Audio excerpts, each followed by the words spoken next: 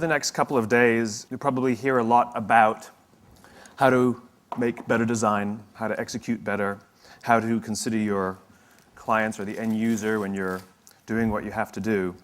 And I'd like to add another item to the list to consider as you sit here for the next 2 days, which is how can you help the human race?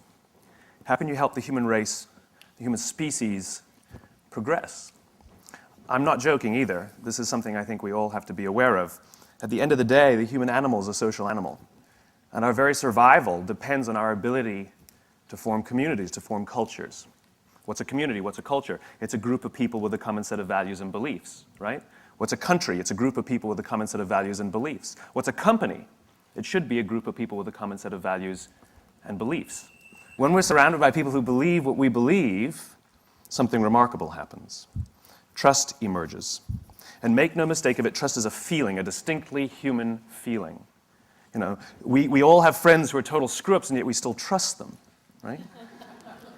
Trust is not a checklist. Simply doing everything you say you're going to do does not mean people will inherently trust you. It just means you're reliable. We need trust, right? We need trust. When we're surrounded by people who believe what we believe and trust starts to emerge, when we trust them and they trust us, we're more willing to take risks. We're more willing to experiment, which requires failure. We're more willing to explore and go somewhere that no one has ever gone before with the confidence that if we fail, if we trip over, if we turn our backs, that those within our community, those who we trust and who trust us, will look after us while we're gone, will pick us up when we fall over, will help us when we're hurt. Our very survival depends on it. We're not good at everything. We're not good by ourselves. You know, if I send you out to go fight a saber-toothed tiger by yourself, odds are tiger 1, you 0. It's not going to go very well. But if you go out as a group, we're pretty damn amazing. And the reason is because we all have our certain strengths and we all have our certain weaknesses. And the goal is not to fix your weaknesses. The goal is to amplify your strengths and surround yourself with the people who can do what you can't do. But it's not just based on skills and application and experience. It's based on what you believe. It's based on what you believe. You see, simply being good at something and having somebody else being good at what you're no good at does not mean you will trust each other. Trust. The sense of trust comes from the sense of common values and common beliefs. I can prove it. How many of you are from New York? Okay, a bunch of you. Are you friends with everybody in New York? Why not? Why not? But when you go to Los Angeles and you meet someone from New York, you're like, hey, I'm from New York, and you're best friends. Right? And when you go to France, there you are on the Paris metro, minding your own business, and you hear an American accent behind you, and you turn around, and you say, hey, where are you from? They say, Los Angeles. You're like, hey, I'm from New York, and you're best friends. Because when you're surrounded by people who don't believe what you believe, when you're in a strange environment where you don't feel comfortable, you look for anyone who may share some of the same values and beliefs that you have, and you start to form a very real and very intense bond with them, simply because you know that they have a basic understanding of how you grew up, of the things that you care about, of the life that you live back home. Well, the same is true when we go to work. Do we want to go to work with people who understand us, who believe what we believe, who have a similar view of the world that has nothing to do with their opinions and the differences that we share? That's good. That's called diversity. That's called advantages to problem solving, which is we can all look at the same thing from a different angle and come up with solutions. What I'm talking about is why should you help each other in the first place? What are you in pursuit of? Now, the question is what creates that sense of values and beliefs? What creates that sense of trust? Right? Our very human instinct. We know how to find people who believe what we believe. Our survival depends on it. We're biologically gifted with this idea. If I ask you to go out in the street and find all the people who believe what you believe, you know exactly what to do. You're going to strike up conversations. You're going to start talking to people. And either you'll have a good feeling about them or you won't. Either you'll have chemistry, whatever that means, or you don't. Sometimes it's quick, sometimes it's slow. But we know how to do it. It's called making friends, it's called dating, it's called networking. We have the innate ability to do it. The problem is it's not scalable. The problem is you're the only one who had that gut feeling. But if you know the symbols to look for, if you know how to see the things that people are doing and saying, that you can find them. If I tell you to go out on the street and find all the people wearing red hats, it's easy. There's one, there's one, there's one, there's one, there's one. They're easy to spot simply because they have a symbol. They have something that they're giving off that says something about who they are and what they believe. When you were standing on that Paris metro, that American accent that you heard was a symbol. It was a sign. You don't know these people, and yet you trust them. They will say to you, you guys have to go to this restaurant. And you'll go, okay, and you'll go to that restaurant because they told you to. Now, what if you were walking down the street and some stranger just says, hey, you got to go to this restaurant? You'd be like, crackpot, right? You're going to ignore them. This is what trust does. This is why we don't research everything. We don't need access to all information. Let's say you want to go buy a new television, right? So you do all your research, consumer reports, look it all up, right? I know what I'm going to buy. I know what I'm going to do. I'm getting the LG. It's the best on the market. Can't wait to get it, right? So that's what you've decided to do this weekend. That Friday night, you go over to a friend's house, your friend, the gadget guy, the guy who has the first of everything, right? And you go to his house and you can't wait to show off and share with him what you're going to do with all your research. And you say, I'm getting the new LG. And he says, nah, man, get the Sony. It's so much better. In that one instant, either he's completely turned all of your research on its head, and you're going to have to go back and do all the research again. Is he right? Should I trust him? Should I believe him? Or you just bought a Sony. All that marketing, all that research, out the tubes, down the drain. It doesn't matter. Because the person that you trust, the person from within your community, told you that you should get the Sony. And you trust him. He knows more than you. He must be right. I trust him. I don't have to know everything. Again, you're walking down the street. You accidentally bump shoulders with somebody, and they say, where are you going? You say, oh, I'm going to Best Buy to get the new LG. They go, don't get the new LG. I know everything about this stuff. Get the Sony. Crackpot, right? You're going to ignore the person. We don't trust everyone. We trust people from within our community. But you have to know what to look for. Just as I said before, when you find the people with the red hats, every single piece of communication we make, every decision we make in our lives is a piece of communication. Every decision we make in our lives as individuals or as organizations is a piece of communication. It's our way of saying something about who we are and what we believe. This is why authenticity matters. This is why you have to say and do the things you actually believe, because the things you say and do are symbols of who you are. And we look for those symbols so we can find people who believe what we believe. Our very survival depends on it. So if you're putting out false symbols, you will attract people to those symbols, but you won't be able to form trust with them. This is what Tiger Woods did to us. He lied. He lied. He told us what he thought we wanted to hear. And it was great, and we were drawn to it. And all of us who kind of like that idea of the sort of the good guy, were drawn to it, until we found out it was a lie.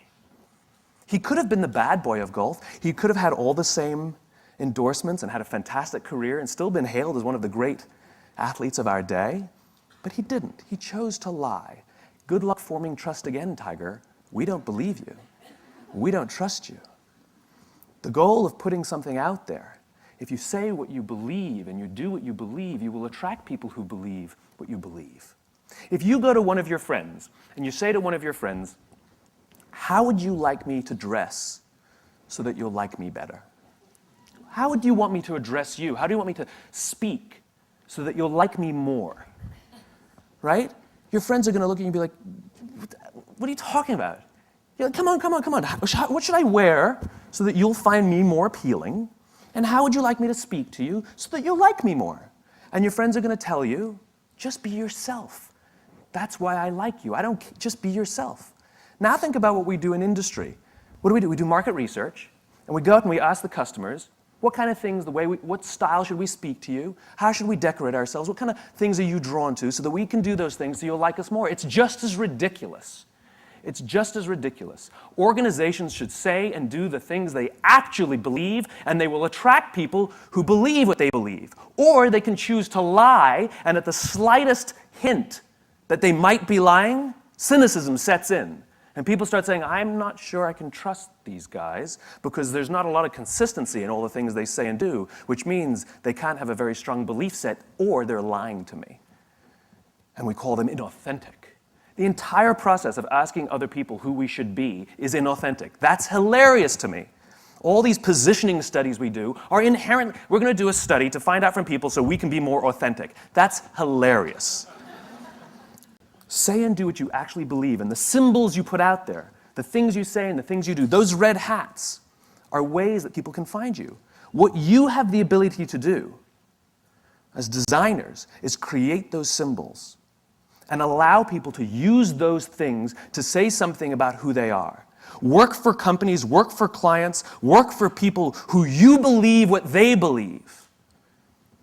Show up and feel a part of something bigger than yourself. And your part is to put what they believe into pictures and words and symbols and graphics so that other people can use those things to say something about who they are. People put Harley-Davidson logos on their body to say something about who they are. Corporate logo. Ain't no Procter & Gamble's tattooed on anybody's arm. Because Harley means something. They stand for something. People put that tattoo on there not to tell you that they own a motorcycle. They put that tattoo there to tell you something about themselves. You ever see anybody with a Mac laptop put a sticker over that beautiful shining apple? Ain't never gonna happen. Then how will you know who I am? Do you ever see anybody with a PC break out the Windex to clean out their computer? Mac people? Have you ever seen a dirty Mac? Doesn't exist. Does not exist. Why? Because it's who I am. These are symbols we use. The companies that are crystal clear in what they believe, and they're disciplined in how they do it, and they're consistent in what they do, and everything they say and everything they do serves as a symbol of the set of values and beliefs. We use those symbols to say something about who we are. We surround ourselves with the people and the products and the brands that say something about who we are. And when we can find the people who believe what we believe, we're weirdly drawn to them because our very survival depends on it. We need it. And so the more you can give of yourself, the more you can give of what you believe, the more you can with discipline, say and do the things you actually believe, strange things start to happen. Just like on that metro in Paris, simply because of one tiny little symbol that was put out there, that we are from the same place. We may have the same values, we may have the same beliefs. We're drawn to each other, and we legitimately trust each other, and more importantly, we'll look out for each other. And that's the key to all of this. We go to work every day, and we sit at our computers, and we sit at our desks, and we solve problems by sending emails. Get up and go talk to somebody. It's called human interaction, and it's a beautiful, beautiful thing. I'll tell you a quick story. I was on a plane it was about a week ago, actually. It was only about a week ago. And I was coming down the aisle, and my seatmate, I guess, my companion for the next 5 hours, was already sitting down. She was in the aisle, and I had the window seat. And you know, we've all had this experience where you're the one who gets there first and you look down and you hope that it's that one. Please, please, please, no. Praying that becomes your seatmate. I've had many fantasies about wives and girlfriends that never sat down next to me. It's better than an icebreaker, right? Hi, right? Sitting next to you. And equally, we've seen people coming down the aisle saying, please don't sit next to me, please don't sit next to me, please.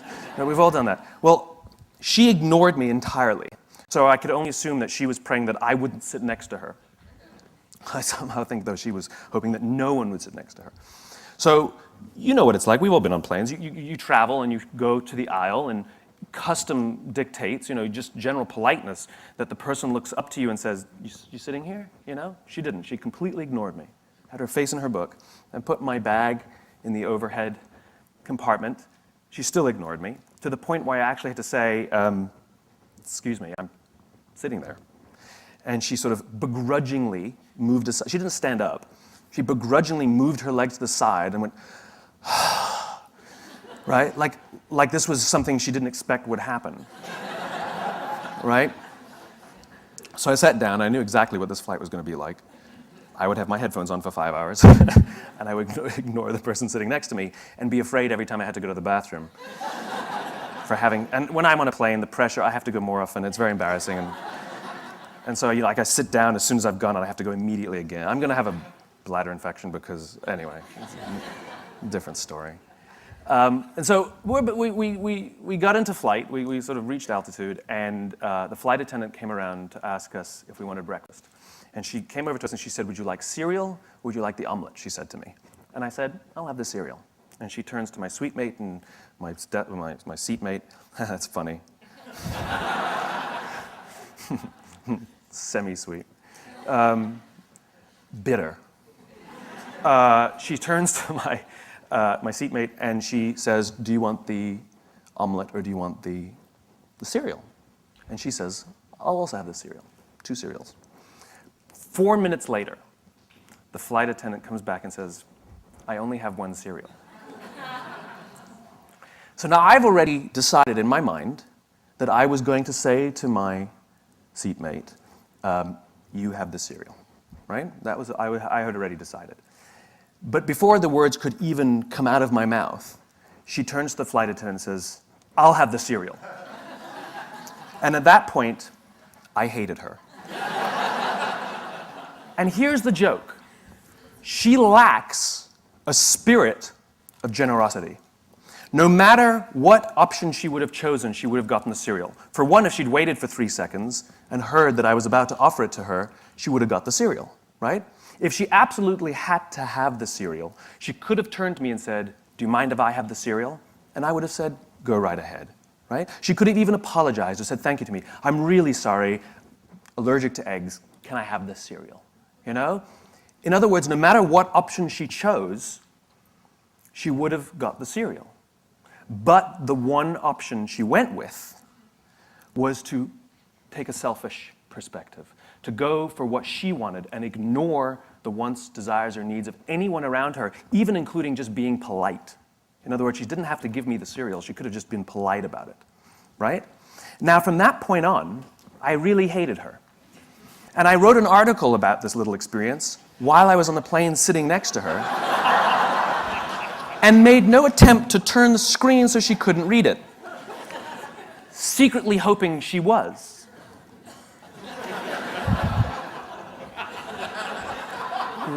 Salt and pepper hair, glasses. I'm good, thank you. And more importantly now, I had no desire to do anything for her anymore, right?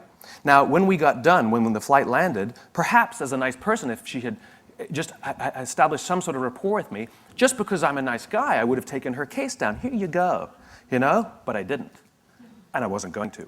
Or if I did, it wouldn't have been with a spirit of generosity. If I did, it would have been as a sort of a smug remark, like, there you go, I'm still nice. It would have been as a, you know, one of those deals. Or I would have done it simply as some sort of positive reinforcement to myself that despite this horrible person, I'm still a nice guy, right? No matter which one would have motivated me to take that case down, it wouldn't have been with a spirit of generosity. It would have been some sort of selfish act or some sort of aggressive act, right? It's the spirit of generosity. If we're willing to give to the person next to us, it's amazing what they'll be willing to give to us, right? And again, our very survival depends on this. We need to trust each other, and we're more willing to trust somebody who's willing to help us. I hate the whole self-help industry, right? How can you be happy? What are the 5 steps you can follow to be a millionaire? What are the 7 steps that you need to get the career that you want? You know? Me, me, me, me, me, me, me, me, me. What about helping the guy next to you? What are the 5 steps that you can do to help the person next to you lose some weight? What are the 7 steps that you can follow to help the person next to you find the job that they want? Do you know how we get fulfillment? You can be happy because you did things at work. You can be proud because you did things at work. You can be excited because you had a big success at work. But you know how you feel fulfilled at work? When you do something for someone else. It's the only way we get that feeling. It's the only way we get that feeling. Do you know why the statistics say that over 90% of people don't feel fulfilled by the work they do? It's not because of the job, it's not because of the pay, it's not because of the benefits. It's because we don't help each other anymore. We sit in our cubes and we work. And anything that we turn to anybody is because we need something, we need to get something. And yet we don't put ourselves out there simply for no other reason than to help somebody else. You know what generosity is? Generosity is doing something for someone else expecting nothing in return. At no point ever. I did something for him, why won't he help me? It's not an equation. It's designed to help you feel good. And Mother Nature has given us this feeling when we do something for someone else to encourage us to do it. Because when we are in groups, when we are surrounded by people who believe what we believe, trust emerges and our very survival and progress goes up. Sex feels good. It's why we do it. And Mother Nature has provided that it will feel good so that we can do it more, so that we can procreate. That was not an accident, right? Well, the same goes here. That sense of fulfillment that we get was designed so that we'll do it more, so not only will we procreate, but we'll create strong senses of bonds and cultures amongst each other. I did a little experiment with a homeless person. Not like on them, it's not like electrodes. With them, voluntarily helped me. Because the whole idea of giving, right? You've all walked down the street and you've all seen someone begging and you either have or haven't thrown a few pennies in their cup. When you do, you feel good. You bought that feeling. That is a legitimate commercial transaction. You know, commercial transactions are defined as the exchange of consideration. There was an exchange of consideration here. You gave money, you got the feeling of goodwill. You paid for that feeling. If you didn't give money, you either feel nothing or you feel bad. You can't feel good by not giving. All right? You paid for that feeling. So now the question is, how is that person encouraging us to give? The joke is, they act like every corporation in the world. They talk about themselves. Me, me, me, me, me, me, me, right? Like they sit there with their little outdoor advertising, little sign, right?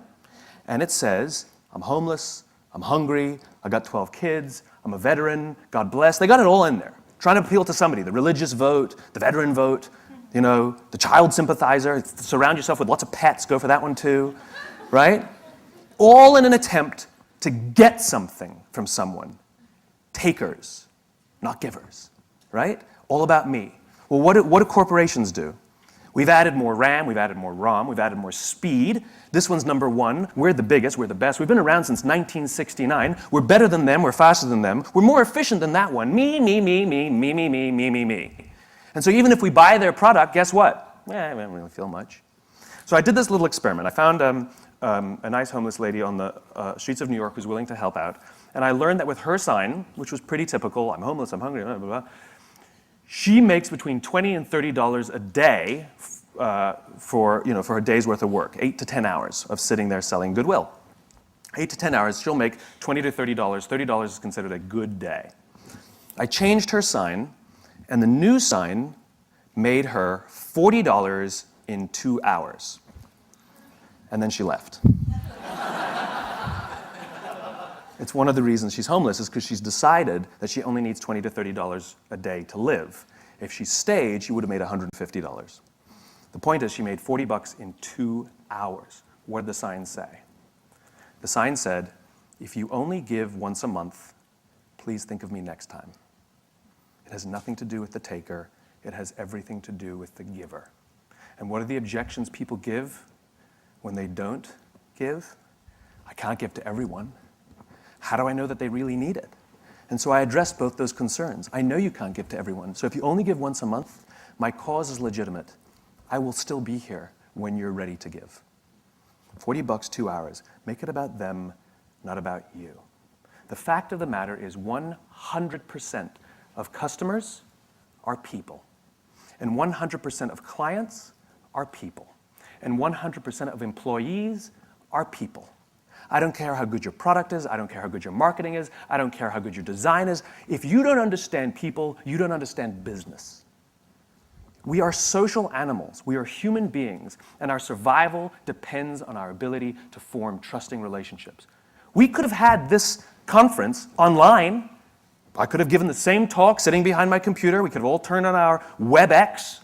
We could have all sat at our terminals, and I would have given you the exact same information. Would it have been the same? No, I'm not there. There's this weird thing about human interaction, right? We can't form trust without, you could like what I say, but you wouldn't be able to form trust without it. In fact, simply being here, we all say the same thing. You could have all for 2 days. Absolutely boring, abysmal speakers. Boring, boring, boring, right?